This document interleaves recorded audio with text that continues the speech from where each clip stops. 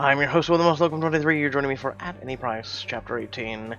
Drop the paperwork onto the desk and scurry out of the room as fast as you possibly can, but you're not fast enough. Adam steps on the porch at that moment. You jump so hard you drop everything. Your mother follows closely behind. Towels go flying and bottles go bouncing. Here, let me help. No, I got it. You frantically bustle around and try to pick up every last thing while he watches you. Mia, what's wrong? Mia, I'll get the towels. With a huff of frustration, you shove them into your mom's arms and walk away. I got it. I need to be alone for a while. What you really wanted to do was get in your car and screech the hell out of the driveway. You weren't about to stop everything, go inside, start searching for your car keys. So you set foot to the road instead. You walked for about 10 minutes before you notice a long shadow moving up behind you. You know exactly who it is. You stop so abruptly that he almost runs into you. You and Adam stand on the roadside along an empty lot. What has you so freaked, Mia? You keep walking, this time, not trying to outpace him. You feel like you can't form a coherent sentence with the words rolling around in your head.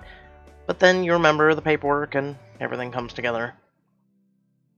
I'll ask him, what's with the paperwork in my mom's office? Why did he lie to me about why you're here? What are you really doing here? What's with the paperwork in my mom's office? It's a little bit vague. What are you really doing here? I saw the papers. You're the reason my mom isn't homeless. If it weren't for the fact that you're already going around my back to do it, I might have been grateful. It was before the auction. How did you know about that before then? I set them down there because I got them today in town from the lawyer. I had no idea you'd be going into that room. You were never supposed to see those. I don't get why did you? How could you? Known when? Take a deep breath and calm down. You look like you've seen your own ghost. Scowl and smack his chest with the back of your hand. You tell me everything right now, Adam Drake, or I'll beat the shit out of you. Ooh, can I watch? He catches your hands and holds them inside his easily. Then he pulls one of your curled fists to his mouth and kisses it. You yank away from him, tears immediately springing from your eyes. I'll tell you everything, if you promise me you won't flip your shit when I do. I can't promise you that, especially when you phrase it that way. Swallows and looks away, actually looking afraid. Even though we only physically met 2 months ago, I've known you for over a year. I told you in St. Luca that you meant something to me. I read your blog all the time, and I liked your articles and your insights. You're very witty. I looked forward to my blog feed updating with your articles, even when you were mocking my game or lauding the competition. But beyond that, I really felt like I knew you, especially when we started spending so much time together in game. I looked forward to those times. It was like a bright spot during a dark day smothered in work and responsibilities. I enjoyed them all, but with you, it was different. But then you wrote the manifesto. The whole idea of the auction offended the hell out of me, and I just had to know you, you know? What would drive you to do this? I had this image of you in my mind, this self-possessed, funny, mature, very intelligent, modern woman, and then you put up the manifesto, and I just... In my gut, I knew it had to be something else, that you were desperate for a reason. Even though you never told me there were financial issues beyond the cost of medical school. So, I had you investigated. I'll ask him, you had me investigated? You sociopathic son of a... You investigated me. Do you realize how messed up that is? It's nothing like that. I just had a buddy run some financial history on you and your mom, and I figured it out. So I set the wheels in motion for a charity organization I'm associated with to help her out. And I did it in a way that would have absolutely nothing to do with the auction. Thoughts writhe inside your head. My interior has transformed into a howling gale that threatens to tear at my soul. That was very poetic. You swallow a sob, turn from him, and begin walking. Mia! How many more secrets are there, Adam? You're like an onion with layers of lies. First you win the auction, but you don't bother to tell me you never want to have sex with me. So you drag it out, and you make me think it'll happen, even though you don't want to. Then I find out we've actually known each other longer than I thought. And now this? This is it. You know everything else. Should have been honest with me. Why did you bother with all this bullshit? I couldn't help it. I never wanted you to go through this. I told you I never intended for it to go so far. But what? But I lost control and I couldn't help it. I'm not proud of that fact. But whatever this is between us, it got a lot bigger than me very quickly. I couldn't stop thinking about you from one time to the next. I kept telling myself that I'd cut things off the next time, and the next time never came. Every time I was with you, I discovered I wanted you even more. And not just in my bed. I wanted more, and I've never wanted that from any other woman before. I wanted to spend all night watching movies with you, or taunting you with irrelevant game hints, or having you tease me about how my taste in music is exactly like your mother's. Every minute I spend with you has made me want 100 minutes more. I'ma hug him. Your eyes string and emotions threaten to bubble up in your chest. He moves to stand in front of you. Slowly, carefully, he places his hands on your shoulders. I'm gonna say something right now that I know is going to scare the shit out of you, because that scares the shit out of me. But I have to say it. Please don't. I love you, Mia. I love you so goddamn much I can't breathe when I don't know where you are or how you're doing. This last month has been torture, and if it's taught me nothing else, it's shown me what I want. I want... I need you in my life. Put a hand to your forehead, tears coating your cheeks now. Anger burned inside of you, at the base of your throat. You are so pissed at what he is doing to you. With those words, he seized control again, like always, and declared what your future would be. Go to hell, Adam Drake. I never asked for you to come into my life and arrange things. I never needed you to save me. You probably didn't. But I sure needed you to save me. And with that, he turns and walks away. Every part of me wants to throw myself at him. Instead, you double over, sob, pain racking you from your forehead to your ankle. You sob so hard that you can barely catch your breath and gasp like a diver on an empty tank. Those words every woman dream of hearing from a wonderful man like Adam make me cry instead. Why? Because I doubt what it takes to ever live up to them? Adam isn't the one who's empty inside. I am.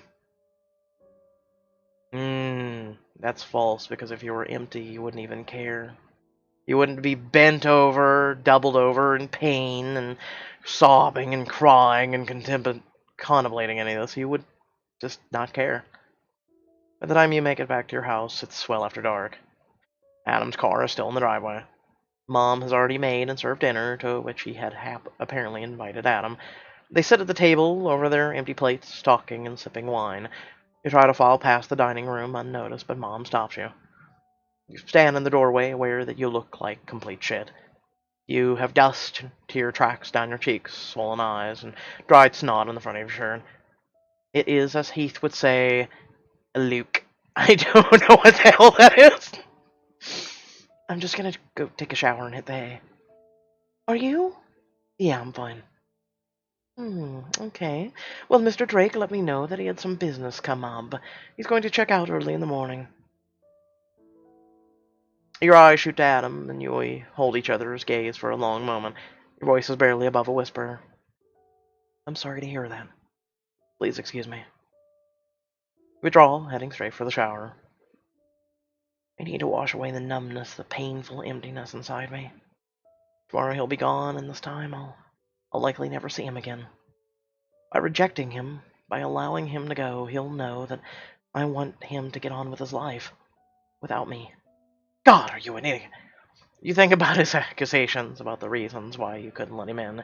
You know it's because you're certain he'd hurt you, he'd leave you. All men leave, and he would too. Just like the bio, just like Gerard. But Adam's not Gerard. Adam's not married, he's not using you. Adam wants more from you. He's just told you that he was in love with you. And for all that meant, you honestly think he believes it. You have to stop believing, in your childish way, that because Gerard rejected you before you were born, that every other man would too. You have to find the courage to believe it, and follow a path to happiness according to that new belief. You stay under that pulsing hot shower until it runs tepid. Your mom bangs on the door in protest because there's no hot water left for the dishes. Mia, I'll be fine, Mom. Our guest, Mr. Drake. Did he leave already? No, I told you tomorrow morning. Mia, you two already knew each other, didn't you? You pull back, turn, and walk into your room. Of course, she follows you. Mia, is he the guy you've been seeing? Yes. Yeah, it was him. You know I'm a shitty judge of character, but stop blaming yourself, Mom. Stop doubting yourself. Kinda like how you blame yourself for your dad walking out on you. Come on now, smack the shit out of you. You made one mistake and you shouldn't beat yourself up for it for the rest of your life. You shouldn't be basing your entire life on my mistake either. Lump onto your bed and look at her. I'm scared. She sinks onto the bed next to you, puts her arms around you, shoulders. Growing up is a scary thing. I think I know why he came up here, and I think I know what decision you're scared of making. And the only thing I can tell you is that the decision is yours and yours alone to make. But consider me. I've been alone for a long time by choice. I'd rather you found someone who makes you happy. Mia, if you love him, don't choose to be alone. You rest your head against her shoulder and close your eyes. Pain throbs deep inside you again. You sigh, knowing the truth of her words, and you make your decision. You stand on his doorstep in the cool desert night in nothing more than a nightshirt and underwear. There's no light coming from under his door, and it's not very late. As far as you know, the nights you've spent together, he's not one to retire early. But maybe he's tired tonight.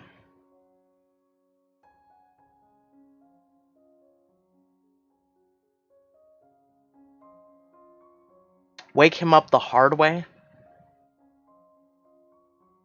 What way is that? Let's just go for knock and call. Even though I want to find out what wake him up the hard way is. It's one of two ways. You knock on the door and call his name. Hey, Adam? There's no reply. You glance to the window. The curtains haven't been completely pulled to cover it, so you press your face against it. You can't see a damn thing inside because it's so dark. You give the window a bang with your fist and wait for a reply. Adam! You refuse to let yourself believe that he's not on the other side of the door. You knock and call again before a realization hits you. Oh, God. Oh, God, he's gone. He must have packed up his stuff and left, even though he said he wouldn't leave until the morning. He drove away while I was in the shower. I have to go after him. There's no other way. I can chase him down to OC tomorrow, but who knew where he'd be or how I can find him? I can't. I don't have his number because it's in the contacts of the damn phone I'd given back to him. I know where he lives, and I can go to his house. But if he's planned a leave of absence from work, who knows where he'll be tomorrow? The tiniest voices in the back of my head asks, what if I never see him again? What if I never hear his voice again? Or feel his arms tied around me? What if I never know love like this ever again? Mine races to come up with a plan. I'll run, grab a pair of jeans and my keys. I'll get myself down the mountain tonight. He's 2 hours away max.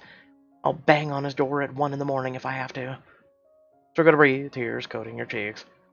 Could this be happening? You press your face to your knees, helpless with the loss. And I'd only managed to acknowledge that I could have those feelings. Or, for that matter, that the world won't implode if I allowed myself to love a man. This man, this wonderful man. Now he's gone, and I've paid dearly for my stubbornness. This love has cost me more than $750,000. It cost me my heart, and there's no buying it back at any price. It belongs to him forever. That is, if he still wants it after I've shoved him away. You fool, Mia, you coward.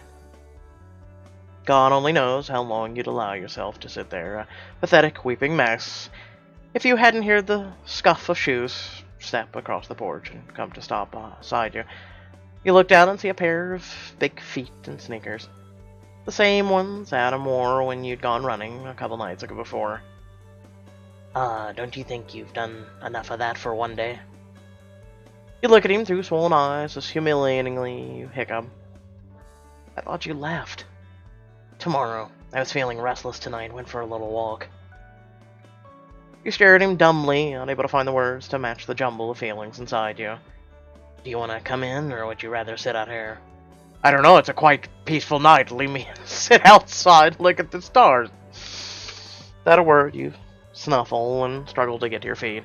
Adam opens the door, which you only then realize is unlocked. You flip on a light and holds the door for you. You throw a glance around the room and see that a stack of books is on his nightstand. One is open and face down on the bed, the Segment Hiker's Guide to the Pacific Crest Trail. Your entire body starts to shake in an unattractive shiver. He watches you from the doorway, attentive to your every move. You're standing stiffly unmoving. Those dark eyes give none of his feelings away. He's waiting for you to do the talking. You are the one who's been blubbering like an idiot on his porch, after all. You take a deep breath and ask him a question instead. Why? Why did you come in my life and completely wreck everything I knew? I thought I was happy. I thought I didn't need anyone. I could ask you the same exact thing. I've done more crying today than I have in the past 10 years combined. I'm not this much of a sniveling idiot, I swear I'm not. I don't know what to do. Yes, you do. Drop your hands and shake your head. Come here, Mia. And you did. You walk straight into his arms. He pulls you close and tears come again. Kisses your hair, his arms tightening. Your head falls against his shoulder and your arms slide around his waist. And as you breathe them in, feelings of desire and belonging course through you. Your voice trembles as you take a deep breath and finally speak. Adam, I need you. I love you. I've been lying to myself. I kinda want to know what I've been lying to myself about. Illusion of choice, isn't it? I love you. I know we haven't always been honest with each other, but we've had good intentions, and there was love at the core of it. And for two damaged people like us, I think that's worth more than anything. You're right. I'm done letting my biological father hold me back. I'm done being afraid and letting that control me. You helped me realize that, and I want to keep growing. With you. I don't want to live another day without you in my life. Adam Drake, I love you. He takes your face between his hands and holds it still. I can't promise things won't be perfect, or will be perfect, Mia. But I can promise you that I will never give this up. Because I don't think I knew how to live before you came into my life. I'd be lying if I said I wasn't scared out of my mind. But I'll never deny it again. I've loved you for longer than I've even known. I love you, Adam. And you kiss. And it's like the first time that connection's swelling between us, strengthening. In his embrace, I find comfort and closeness. And when the kiss grows more intense, it presages something more to come. You're ready for that as well. Adam nudges you towards the bed, and you go with him. And whether it's to make love or just lie beside him while we talk all night, I know whatever happens, it'll be alright. Because this is so right. The end. That's quite beautiful. Oops, wrong one. There we go. I know you guys don't want to see ads. That's one of the reasons why I do. We haven't done this in a while, have we? So with that being said, Yes, I know. You guys keep asking about chapters. I do apologize. It's taken a little bit. Basically, as you guys can take a look at my channel, there's a lot going on. And then if you guys didn't know, for you guys who don't watch a lot of Senior on my channel, I made a kind of like a big announcement on that video. It was the Senior finale. But yeah, pretty much it was. Things have been tough for me, and I've had a lot going on.